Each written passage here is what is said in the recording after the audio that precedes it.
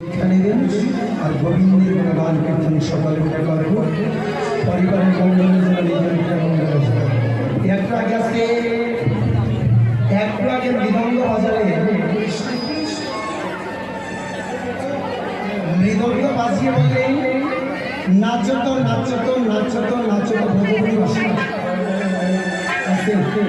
মৃদঙ্গের ডান দিকটা হচ্ছে নিত্যানন্দ আর ভাদিকটা হচ্ছে গৌরাঙ্গ। নাচত নাচত বললে আমরা সবাই নাচব, কিন্তু কি বলে নাচব?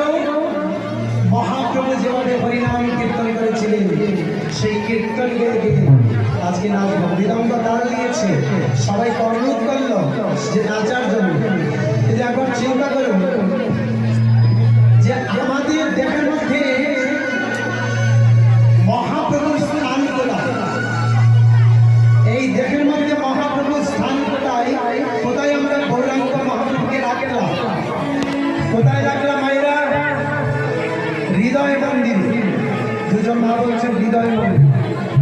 এই হৃদয় মন্দিরে মহাপ্রভুকে রাখলাম। আজকে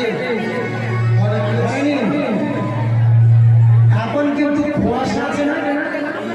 দেখবেন কুয়াশা, রাস্তায় যখন কুয়াশা হয় আপনার সামনে দর্শক সামনে যিনি যাচ্ছেন ওনাকে দেখা যায় না। কেন? কুয়াশা। হৃদয় মন্দিরে যদি কুয়াশা থাকে তাহলে ভগবানকে গোবিন্দকে দেখতে পাবে।